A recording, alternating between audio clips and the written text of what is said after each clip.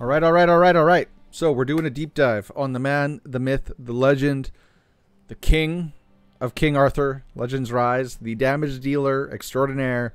You've seen the thumbnail. You know him. You love him. You hate him if you don't have him. But we're talking about Bedivere. All right, so I did a lot first because people asked for a lot. And then we did Morgan because I think Morgan is probably someone that you should develop first in this game. That's going to be like one of your...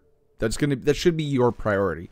And then if you get a Bedivere, that's your next highest priority. So let's go in, let's go through this bad boy and let's show him off. You all probably already know everything there is to know about this guy, but I want to talk about him anyway. Anyway. Okay. All right, Bedivere, where to start? Let's start with his passives. Why? Because those are going to be on him regardless of whatever relic you're going to use. You're not going to use the other relics anyway. We'll just get that over right there. So, P1 for Bedivere. Okay. I'm all manic already. So, if you get him and you level up his passives, if you just like, oh, I got him, and you take him straight to 60, you did it wrong. So you can reset him if you did that. But you want to max out this passive first, his P1. Then you can level him further. And I would recommend maxing out his P2 next. And only then, only after you get your P1 and your P2 maxed, only then take them up past 60. If you do not have the materials to take them all up to max, take him to 60, do what you can, but when you do have the materials that you can put into his passives, reset him, max P1, max P2, and then, P3 is, debatable. So what does P1 do? Why is this so important? Because when attacking, he attacks one time, and this is a cooldown of 3 after it's maxed. After he attacks, he's going to attack again, hitting 2 random enemies. So he's going to attack the main target, then he's going to throw off the spear to 2 more targets. At random. Sometimes all 3 hits are going to go into the boss or whatever. Sometimes you're going to hit somebody else. But it deals 110% of attack, and it ignores defense. It just slices through some defense. Very, very, very, very, very, very, very powerful ability, which is why you want to max it first. And then his Light of Dusk, his P2, has a cooldown of 1. So it's really, really quick. 100% chance to trigger upon a crit strike, and he's going to be critting every time. Decrease your passives by 1. Very important. So then this 3-turn cooldown, he's going to reduce that when he crits. And he's going to gain Pierce increase 1. Pierce is basically, again, a ignore defense. So this guy can slice through defense with his passives. And you really, really, really want to max his 1 and 2. And, when this is max, you see this would have been a 50% chance to trigger upon crit strike. But this ability to reduce his passives is really, really big. And these two kind of like are synergized well together. So P3 is not as important. When using skill 3, which is his AoE, on his Frost Relic, does this ability switch thing. If you have debuffs, it turns them into positive debuffs. And you gain 2 vigor. And, this is a 2-turn cooldown. But there are niche uses. There are uses when you want to be using his P3. I know a lot of people, some people like to use his P3 in Arena. I like his P2 in Arena. Or not his P, some people like his S3 in Arena, which is what that P3 goes off of. I don't. I use his P2. Partly that's because my relics, you'll see how they kind of shook out, but in my opinion, this one's not important. Not important. Okay, so that's his passives. Let's go into his relics. As you see why, here you go. Here's why I don't care for P3, because look at my skill 3. It has nothing in it. I would say I got like the RNG god blessing of all time. I think I maxed out my P2 or my S2 first, and then maxed out my S1. And then I was like, that's it. That's it. I'm done. I'm out. I'm good. I'm good. I'm good. Don't need anything else. This is random, and this is his Frost Relic. So let's just talk about his relics. So I'm just going to say it right now. You do not need his Fire Relic, or his Wind Relic. If you have, and I know people are already typing in the comments, if you have his Fire Relic, I think, or if I did, I would probably use his Fire Relic in Tarask 10, because I do use him in my Tarask 10. Okay, that, cool. If I had the Wind Relic, I would probably use him, the Wind Relic, in the Ice Dungeon, the Ice Dragon Dungeon, or Aldry. I would in Aldry. So for those dungeons that are ice, I would use the Wind Relic. For those dungeons that are wind, I would use the Fire Relic. But you don't have to. You really don't have to. And the reason why the other two are they kind of suck, because you get him in Frost. Frost is the best. The reason is because if we look at his S2 in Frost, and this is order of operations, before he attacks, gain crit strike rate increase. So crit rate up for 2 turns. Pardon me. This is a 40% increase to his crit rate. So he's going to get crit rate up, then he's going to attack, and then if you crit, he's going to deal additional damage if the last hit is crit. You know, so he's going to make the hit bigger, right? More damage. And keep in mind with his passives, if you do this first, then he's going to hit 2 more people. So, but he gains this crit rate increase, which the Fire, does not. You know, it has everything else, kinda. It hits 2 times, not 1 time, but you're losing the crit rate increase first. And that's the same with the Wind on his S2. Oh, no. His Wind does have the gain crit rate increase too for 3 turns, but then you're losing all of the additional damage as well, right? So, in my opinion, Frost has it all. If we look at the other ones, attack 1 enemy 2 times, ignore defense. They're kind of similar. Attack all enemies 2 times. So this is an AoE in the Frost. On the Wind, it's not. But again, it ignores defense. Fire, attack 1 enemy 2 times, so it's a multi-hit, single target, not an AoE, ignores defense. Kind of the same, but I would say if you were going to use his S3, the Frost one is better. So the Frost Relic is all you need. If you get the other ones, cool, icing on the cake, but you do not need them. They are unnecessary to make Bedivere do what he needs to do. But you do have to pray to the RNG gods that you max out his S2 on this relic. So that's the relics. His S1, you know, whatever, it is what it is. Attack 1. You're only going to use it when you don't have enough vigor. Attack 1 enemy, 50% attack, or 50% of his attack, and then an 80% chance to get crit rate 2 for 1 turn. So you're always going to have crit rate up because you're going to gain it 100% of the time from his S2 anyway. So very, very simple mechanics to his attacking. And it's even, I would even say it's simple passives, because his passives are all just about more attacks, and I do believe this one's around, you know, crit, right? So, and if he crits, then he gets more attacks, and you get this decreased defense and reduces passives, all that good stuff. So that's his passives, that's his relics. Let's talk about his equipment. Since he's going to be giving himself, if you run him in the Frost Relic, since he's going to be giving himself that 40% crit rate buff, you have to build him for 60%. Shoot for 60% crit rate from your gear. There are a couple different ways you can do this. On mine, you see he is 2 crit rate sets, 1 crit damage set. They call it a damage set. It's crit damage, crit rate. The reason why is because if with 2 crit rate sets, I can run a crit damage earring. And then I think I have crit damage banner too, but whatever. It is what it is. But if you were to run him with 2 crit damage sets, so 2 damage sets, you're going to be missing out on this extra 17% crit rate. And then you're probably going to have to run crit rate earrings. Okay? So however you decide to deck him out, a lot of people are probably going to run him in 1 attack set, which is a 4-piece set, and then a crit rate set. You can... But then, you know, since you're going to have to run crit rate earrings, you might have to run crit rate banner.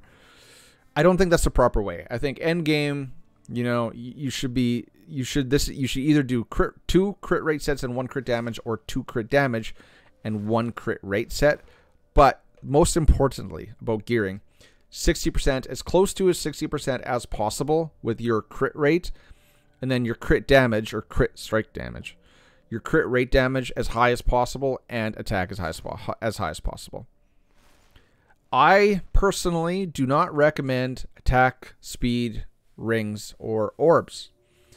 I think you want him to be attacking as hard as humanly possible. So as such, not a crit or not an attack speed ring, attack percentage ring. Obviously, this one could be either or depending on your gear sets. Attack percentage necklace. And then on these other gear, the main stats you want to go for on gear is you want to do crit rate as close as possible to 60% first. Then your next highest priority is crit damage or crit strike damage. Then attack percentage. That's going to be your order of operations for gearing priorities or stat priorities.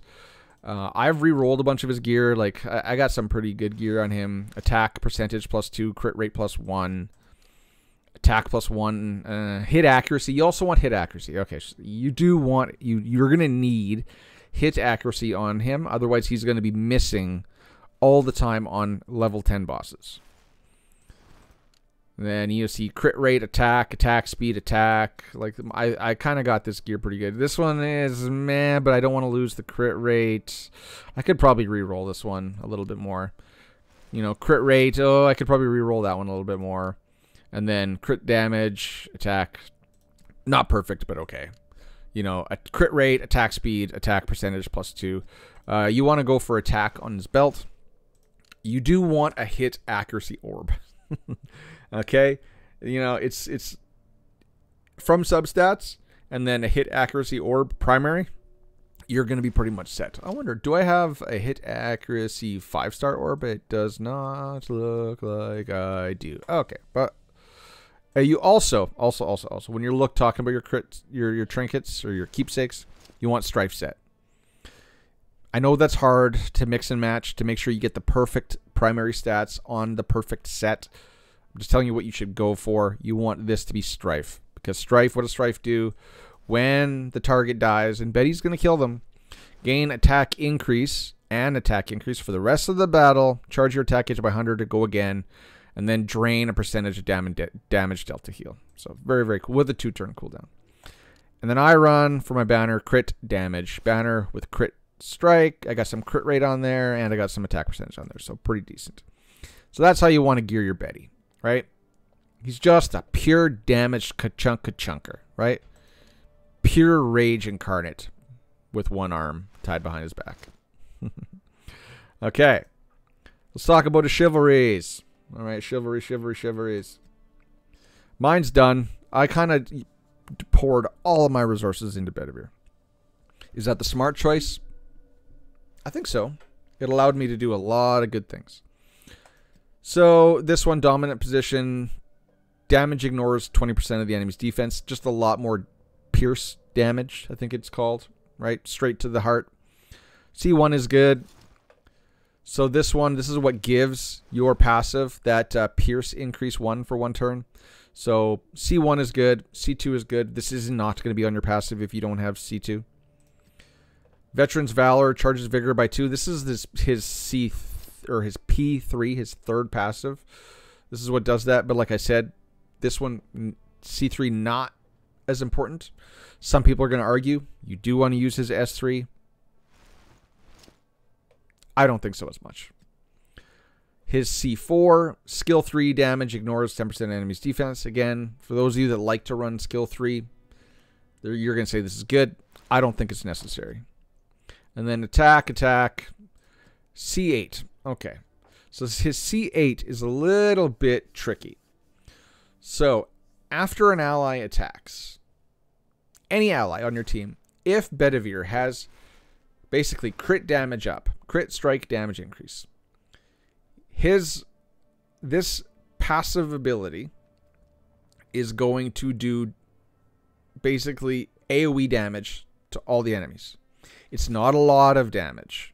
It says based on attack, we don't know the percentage, but it does do extra damage. AoE damage every time your ally attacks. So you can build your Betty really slow with a lot of attack stats, he's still going to passively be doing more damage. But the caveat is he has to have crit strike damage increase on him. He has to have that buff on him. So there are heroes that can give him crit strike damage buff.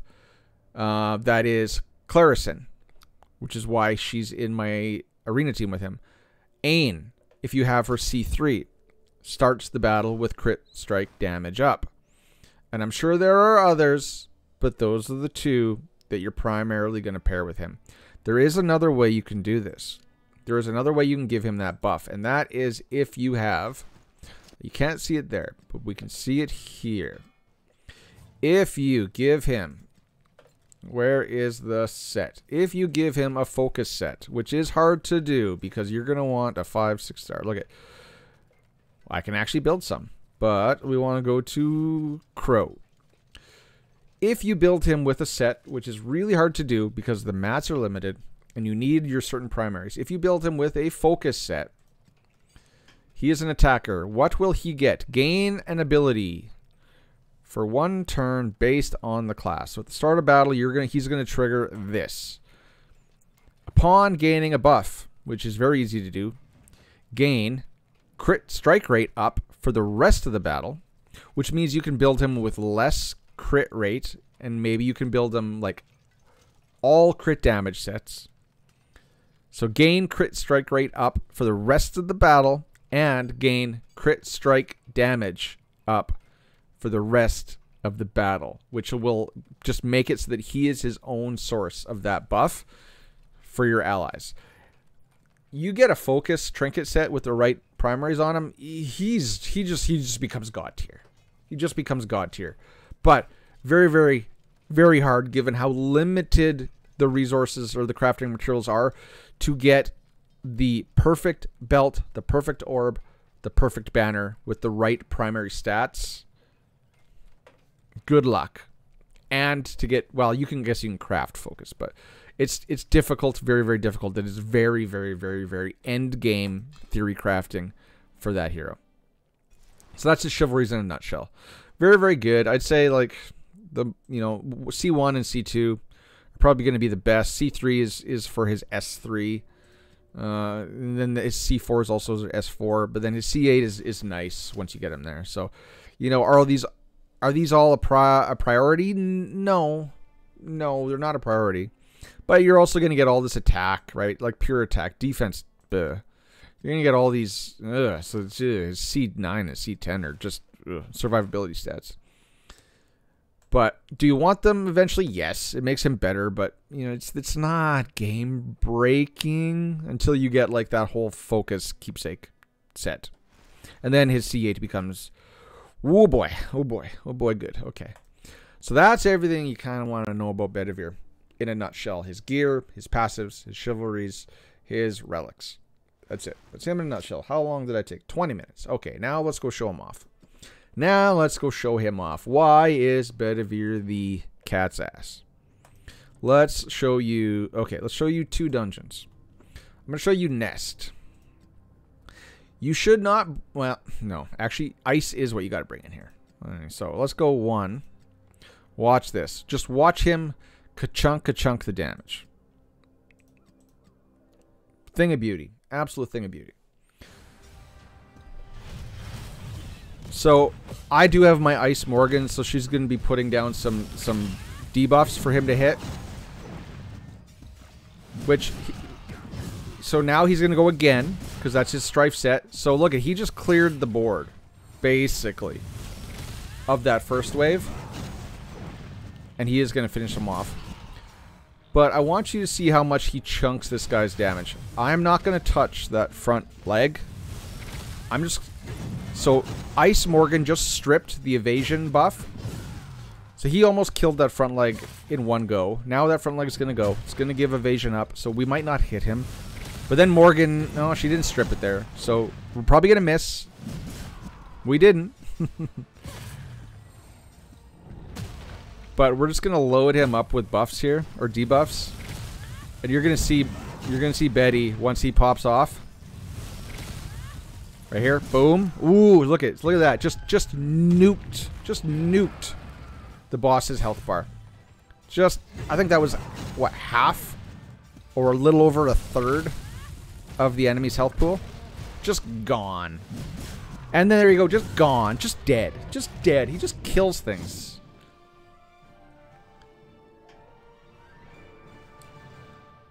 Caveat being, my Bedivere is maxed. Caveat, caveat, caveat. Everyone's Bedivere is different. This one is mine. I'm just saying, if you want to prioritize maxing a hero, you can do some pretty mean shit like that. So I want to show you Penvid as well. And normally I would not recommend bringing in Bedivere to Penvid because he's a single target attacker. But once you build him up to be a monster nuker, watch this. Watch this. This is Penvid 10. So I'm relying on Tristan, Morgan, and Kay to bring down the shield. So Tristan's going to go. He's going to hit again. Morgan's going to go. Now Kay's going to bring down the shield. And now watch Betty go. Watch him go. Watch him go. Oh, I guess this is the Tristan show, but boom, nuke, you're dead. Bye, bud, lights out. Bye, bud, lights out. Bedivere just hung back there because I built mine really slow. Or not really slow, but slow. And then he just waited for them to take down the shield, and he was just like, bam, bye-bye. Good luck. Alright, so that showed him off in some dungeons. Like, he just does stupid things once he's maxed out like that. I want to go show you a battle here. A main story battle. Let's pick. We're in hell. Let's go all the way up. Let's do... Sure, let's do Ackline. What was that? Flame Heroes, okay. Okay, here we go. Let's see if we can't show him off in this dungeon. Let's get rid of you. Let's bring in Clarison. Why? Because I want to show you guys the interaction between Clarison and Bedivere. So we're only going to do one. And again, we're going to prioritize the boss, although I don't think there is a boss. We're going to slow this down. Because Clarison gives Betty... Let's make sure my skills are set. Clarison... Oh, yeah, definitely want her doing her S2. Clarison, when she does her S2, that's what gives Bedivere crit damage up. So if you have Ain really, really well, you can slot in Ain there as well. She kind of does the same thing, but Clarison also gives a bunch of turn meter. So, boom. You know, we're loading them up with debuffs. Clarison goes, gives Betty crit damage, and then boom, boom, almost killed him in one shot.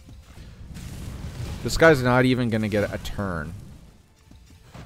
Bedivere's going to come in and shebang. You're gone. And that probably didn't really show him off because there was only the two bosses, or the one person to hit. Let's do knights. These knights here. Same team. Same team.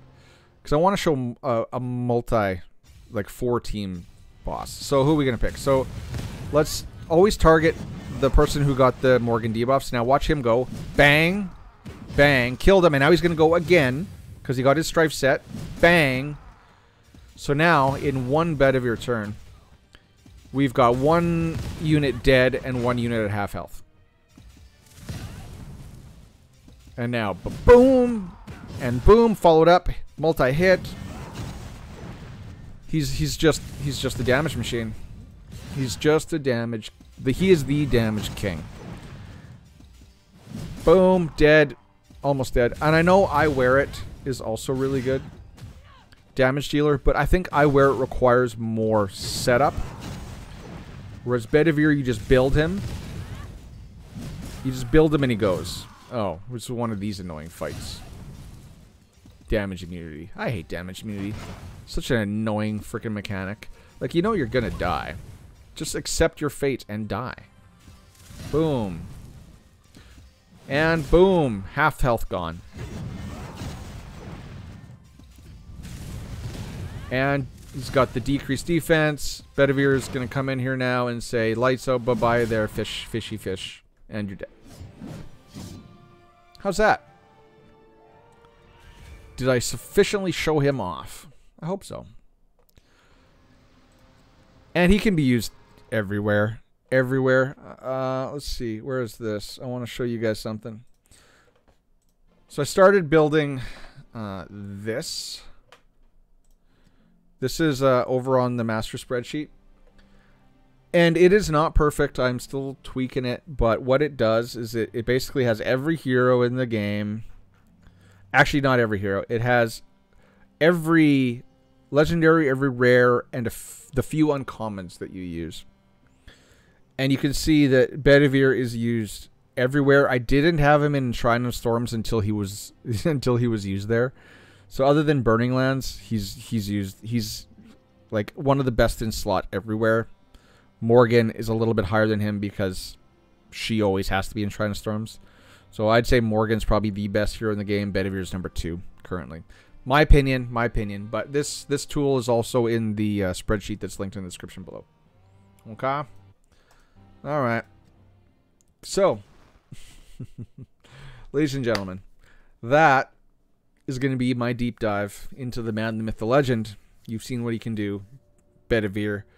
I do want to once again caveat everything that I've said in this video with the fact that mine is maxed with his skill 2 maxed on his relic, his first 2 passives maxed, fully awakened hero, fully awakened relic.